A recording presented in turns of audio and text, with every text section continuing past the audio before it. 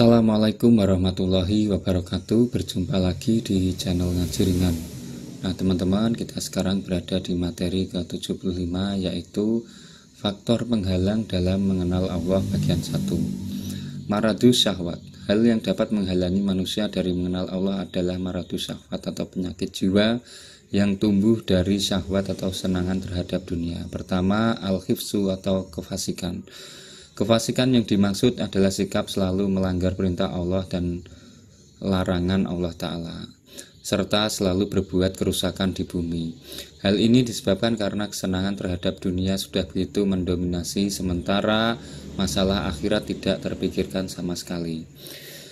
Mereka lupa kepada Allah Ta'ala, maka dia pun melupakannya pula. Yang dimaksud dengan Allah Ta'ala melupakan karena mereka ialah bahwa Allah Ta'ala tidak menyukai mereka, sehingga mereka dibiarkan bergelimang dalam kesesatan, lupa hakikat dirinya, dan akhirnya semakin jauh dari jalan yang diridhoi oleh Allah. Mengenai hal ini, Allah Ta'ala berfirman, A'udzubillahi minasyaitonirrajim, Bismillahirrahmanirrahim, wala takunu kalladzina nasullaha fa'angsahum anfusahum ulaika humul fasikun. Dan janganlah kamu seperti orang-orang yang lupa kepada Allah, lalu Allah menjadikan mereka lupa kepada mereka sendiri. Mereka itulah orang-orang yang fasik. Quran surat Al-Hasyr, Quran surat ke-59 ayat 19. Kedua, al-kibru atau kesombongan. Al-kibru atau kesombongan adalah suatu sikap di mana seorang menolak kebenaran dan meremehkan orang lain disebabkan dirinya merasa besar dan memiliki kelebihan ilmu, harta, dan kedudukan. Rasulullah SAW bersabda, al-kibru batorul haqqi wa khamdun nas. Sombong adalah menolak kebenaran dan meremehkan orang lain. Hadis riwayat Muslim.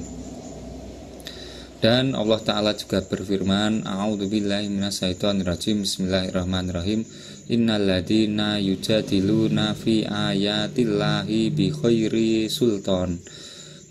sultanin atahum in fi sudurihim illa kibruma hum bibalighihi fasta'id billahi innahu huwas sami'un basir.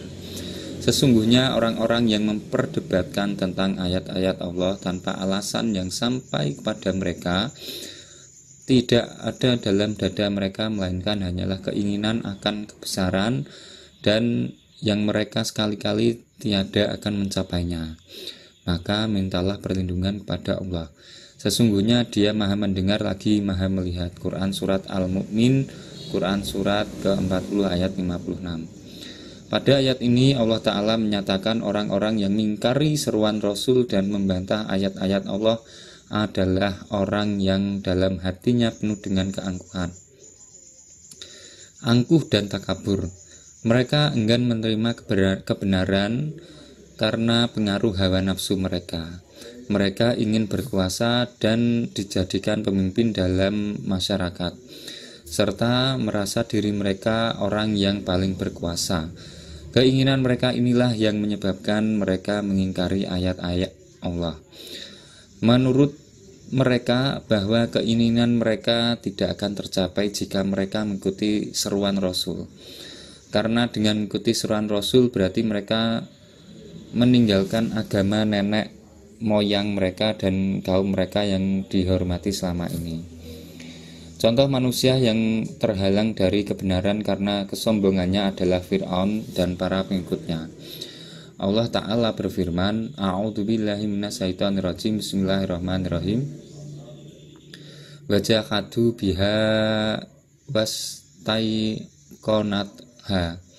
wastaiqonatha anfusuhum dulmau wa'udu wa'uluwa fangdur kaifa kana akibatul mufsidin.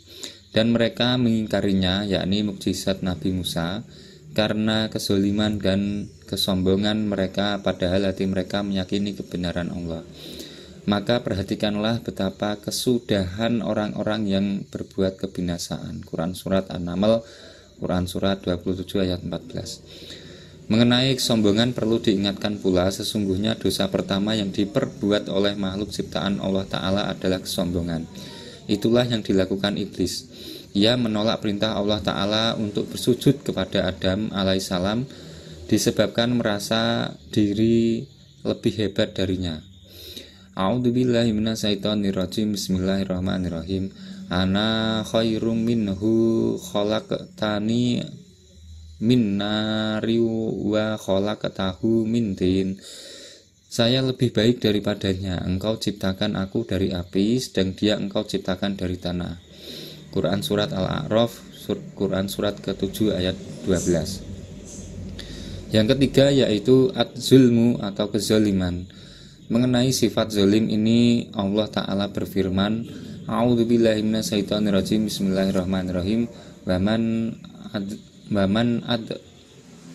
Waman adlamu mimman dzukira bi ayati rabbih summa aqrada anha inna minal mujrimina muntakimun.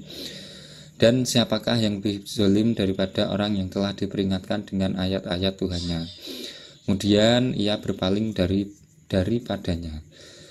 Sesungguhnya kami akan memberikan pembalasan pada orang-orang yang berdosa. Quran Surat As-Sajdah, Quran Surat ke-32 ayat 22. Allah Ta'ala menerangkan bahwa orang yang paling zalim ialah orang yang telah sampai kepadanya peringatan Allah, telah sampai pula padanya ayat-ayat Al-Quran dan petunjuk Rasul. Kemudian mereka berpaling dari ajaran dan petunjuk itu karena angkuh dan penyakit dengki yang ada di dalam hatinya.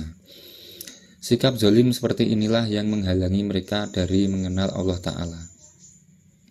Yang keempat yaitu al-kibzu atau kedustaan.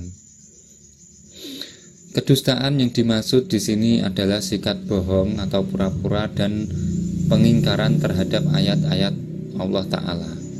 Hal ini seperti yang dilakukan oleh orang-orang munafik sebagaimana disebutkan dalam firman Allah Ta'ala, A'udzubillahi minasyaitonirrajim. Bismillahirrahmanirrahim. Yukhadi'una Allaha walladzina amanu wa ma naqda'una illa anfusahum wa ma yas'auruna fi qulubihim maradu fazadahumullahu maradaw walahum adzabun alimum bima kanu yaksidibun.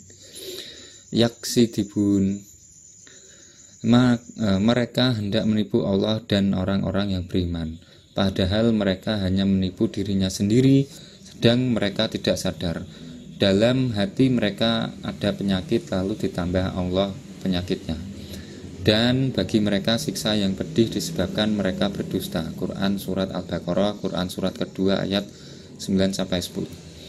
Mereka memperlihatkan iman, kasih sayang, dan menyembunyikan permusuhan dalam batin. Mereka menyebarkan permusuhan dan fitnah-fitnah untuk melemahkan barisan kaum muslimin.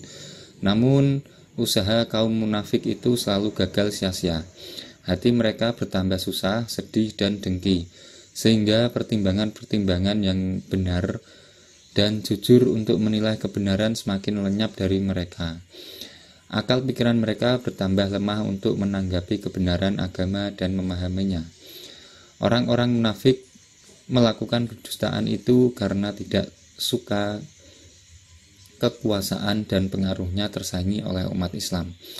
Tokoh mereka yang terkenal pada masa Rasulullah SAW adalah Abdullah bin Ubay bin Salul.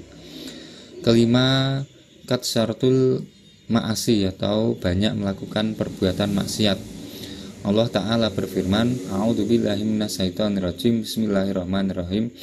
Kala bal rona ala qulubihim ma kanu yaksibun.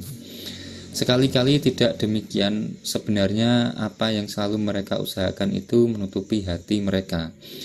Quran Surat Al-Mutaffifin, Quran Surat ke-83 ayat 14. Disebutkan dalam hadis Abu Hurairah radhiyallahu anhu bahwasanya Rasulullah SAW bersabda, Innal abda idza akhta'a khati'atung nuki fi qalbihi nuktatung